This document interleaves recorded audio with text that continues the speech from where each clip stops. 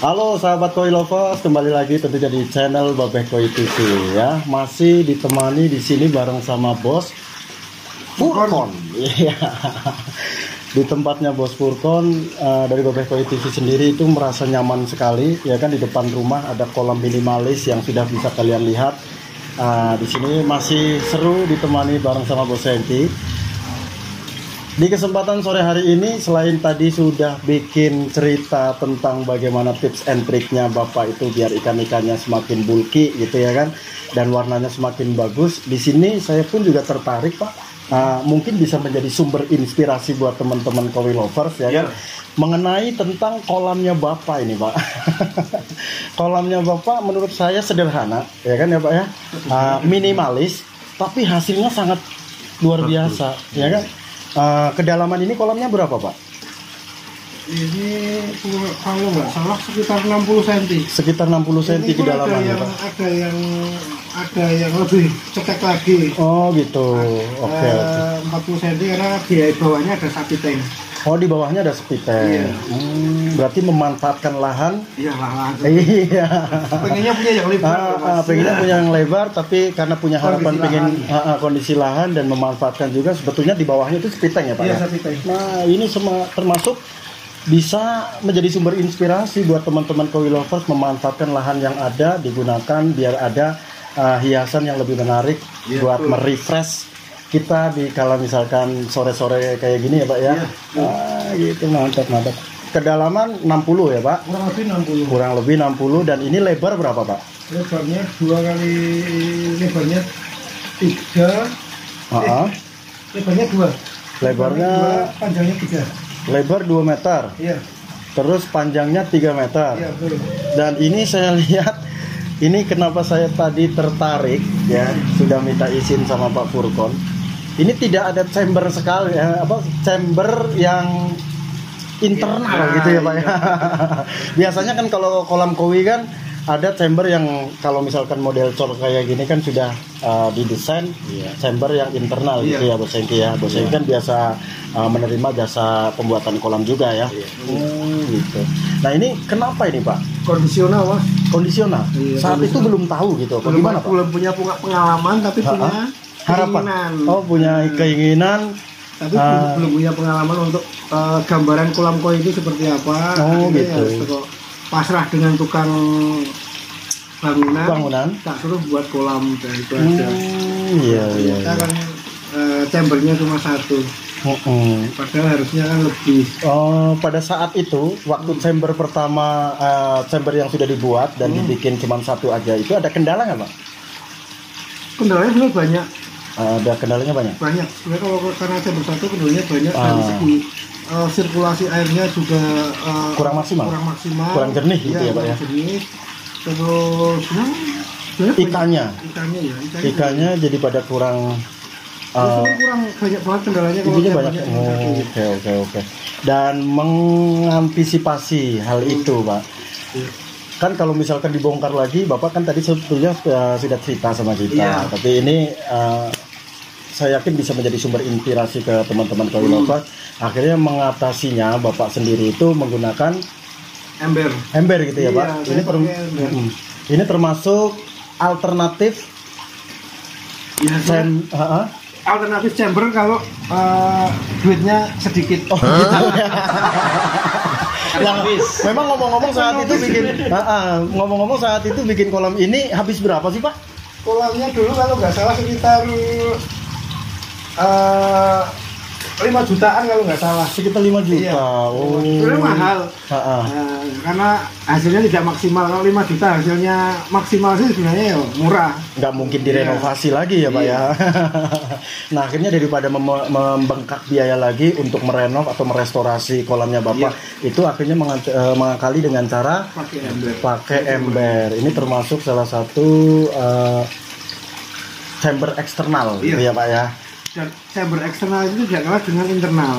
Oh, tidak kalah dengan internal. Dari jenisnya. Nah, dari kualitas airnya juga tidak kalah. Terus dari segi pertumbuhan si koinnya juga tidak kalah. Oh, tidak kalah. Iya. Buktinya ini udah termasuk salah satu bukti konkret ya kan. Ada yang sampai 50 cm ini buktinya ya kan.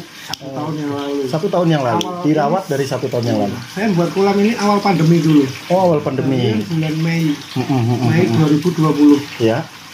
Ya berarti yang sekarang sekitar 1 tahun lebih sedikit, 13 bulan. Berarti kolam dengan volume 3 meter lebar, panjang, lebarnya 2 meter. Itu Bapak sendiri menggunakan chamber eksternal itu yang harus diperhatikan karena Bapak kan sudah mengaplikasikan sistem ini dan alhasil maksimal, ya kan, sesuai dengan harapan. Ini yang perlu diperhatikan buat teman-teman koi lovers dengan chamber eksternal seperti ini, yang harus diperhatikan itu apa aja, Pak? Yang penting rajin nyuci chamber pertama. Yang pertama itu isinya jaring laut tapi ya. Oh, jaring nelayan. Ya, itu paling tidak seminggu sekali itu harus dicuci. Oh, gitu. Kalau untuk yang lainnya saya isi yang lainnya cuma batu lavarok itu nggak pernah tak cuci. Ini sudah hampir setengah tahun kalau nggak salah. Saya nggak pernah nyuci. Cuma kalau yang jaring laut itu setiap seminggu sekali mesti tak cuci. Berarti di chamber pertama ya kan? Itu kan sebagai chamber mekanik ya bos ya. Sebagai. Nah, chamber yang kedua ini kan ada 3 chamber ya Pak ya. Yang kedua itu sebagai chamber mekanik atau biologisnya? Isinya apa? Lavarok semua. Lavarok berarti biologis ya? Biologis ini ya. Lavarok semua. Oh gitu. Terus yang ketiga sama lavarok. Batu lavarok. Saya tidak ada isi chamber yang lain-lain. Cuma ada 2 jenis. Jaring laut sama lavarok. Ada yang lain. Oke, sahabat tuh. Karena dengan itu pun hasil airnya sudah jernih dan saya kira kok dari kualitas airnya juga sudah bagus karena ikannya nggak pernah mabuk. Ikannya juga sehat. Alhamdulillah. Bukti pertumbuhannya. Iya. Berarti dengan 2 macam jenis media ya. Dengan yang satu itu jaring nelayan, yang kedua itu lavarok dan diaplikasikan lavaroknya ada di 2 chamber, yaitu chamber kedua dan chamber yang ketiga. Itu ya Pak. Hasil ikan-ikannya sehat dan kemudian kolamnya jernih. Tuh sahabat, perlu diperhatikan juga buat kalian. Sebetulnya ini alternatif yang ekonomis kalau menurut saya. Tidak terlalu banyak media ya kan Pak. Tidak terlalu makan banyak duit otomatis. Dan kemudian ada juga sih sebetulnya di cerita di channel Babeh Koi TV. Dulu tuh pernah saya tuh bermain ke tempatnya Pak Yayo yang ada di Sidarja. Kolamnya gede Pak, ada 5 chamber. Nah itu dia itu memakainya cuman dengan batok gitu Pak, batok kelapa. Hasilnya kolamnya sangat jernih dan pertumbuhan ikan-ikannya juga bagus. Nah itu buat teman-teman koi lovers, barangkali ini pun juga bisa menjadi sumber inspirasi untuk info dengan media filter dengan batok. Itu kalian bisa nanti melihat di channelnya Babeh Koi TV yang pernah dibikin di Sidarja bareng sama Pak Yayo. Oke. Nah kemudian poin yang berikutnya lagi yang perlu diperhatikan sama teman-teman koi lovers apa ini Pak? Ngasih makannya mungkin jangan terlalu over gitu ya. Ya kalau pemberian pakan, kalau saya malah ini kalau saya itu bukan takut over malah ya Mas. Malah kebalik. Kadang orang itu pemberian pakannya kan hati-hati. Saya malah enggak. Kenapa kok ini cepat besar ya? Dengan pakan tadi yang berkualitas tadi, protein tinggi, pemberian pakannya saya malah bisa 24 jam itu tidak pernah berhenti. Pagi, siang, sore, malam. Paling sering malah malam. Intinya tidak beraturan gitu ya Pak. Cuman tetap ngontrol, jangan terlalu. Bisa 5 kali katakanlah pagi, siang, sore, malam 4 kali. Mungkin yang dimaksud jangan terlalu banyak ngasih makan, jangan terlalu over itu dalam setiap kali kita ngasih makan itu jangan terlalu banyak. Banyak boleh tapi diatur gitu ya Pak, pagi, siang, sore, malam gitu ya. Sedikit tapi sering. Iya, gitu. Ya makanya biar kayak Bos Hengki. Makannya itu sedikit. Iya. Gemuk. Makannya itu nggak terlalu banyak Pak. Sama persis kayak saya, makannya itu nggak terlalu banyak. Setiap makan itu nggak terlalu banyak Pak. Cuma sering lah. Entek-entek lah. Wah, ya wisan. Wis pokoke nek dolan nang gone koncone ya ngono kuwi, Pak. Oh, salam ngedong nek orang ngedong pokoke ora blendong. Dadi wis diakeh ngedong men blendong ngono kuwi. Kaya kowi-kowine Pak Furkon nggih, Pak. Oke, luar biasa, ternyata banyak pengalaman dari Pak Furkon dan di sini mungkin ya setidaknya mungkin berbobot cerita ini ya Pak ya, bisa menjadi sumber inspirasi buat teman-teman koi lovers. Mungkin ada tambahan lagi buat teman-teman koi lovers dari Bapak Furkon yang perlu diperhatikan. Oh ya, pompa itu Pak. Iya. Pompanya memakai pompa berapa dengan volume kolam seperti ini Pak? Itu pompa yang 5.000 ya, 5.000. Yang 5.000 liter per jam ya. Oke. Jadi saya sih nggak ada tambahan, cuma buat pemula-pemula loh Mas, penghobi itu loh. Jadi kadang orang itu kepengen kan, tapi terbentur sama biaya, iya kan? Nah tidak usah, maksudnya tidak usah buat yang yang mewah-mewah, tapi yang penting itu bisa dinikmati. Kita punya kolam sederhana, tapi isinya isinya bisa dinikmati, itu kan lebih enak. Iya benar.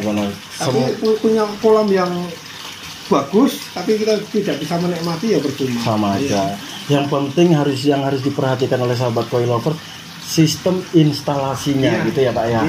Instalasinya kalau misalkan benar, saya yakin kolam itu bisa nanti sesuai dengan harapan kita. Oke, luar biasa. Dan ini menggunakan ada tambahan aerator nggak Pak? Enggak, saya enggak. Sama sekali enggak? Enggak. Kenapa saya enggak pakai ini, pakai aerator? Karena biar menjadi kebiasaan si ikan ini. Karena kalau bagi saya ya, kalau tak tambahin aerator, begitu listrik mati, dia mabuknya akan lebih cepat. Tapi kalau tidak pakai aerator, tidak pakai aerator kan dia lebih terbiasa. Itu menurut saya. Iya benar. Ya tapi memang harus diperhatikan dengan seperti itu. Karena sering satu kampus di sini. Iya.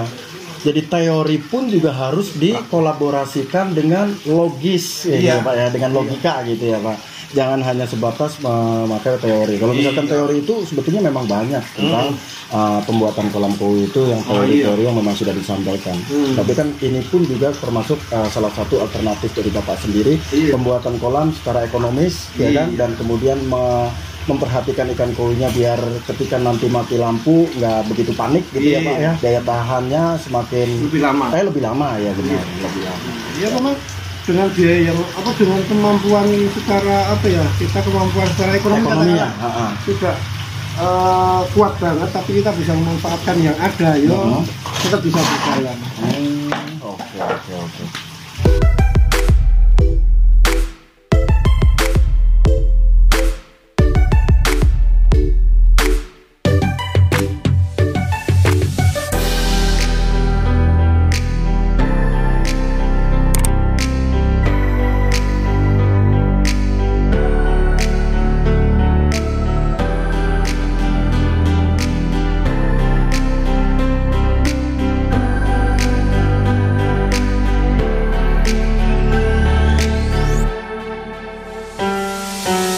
Oke, terima kasih Pak Furkon, luar biasa.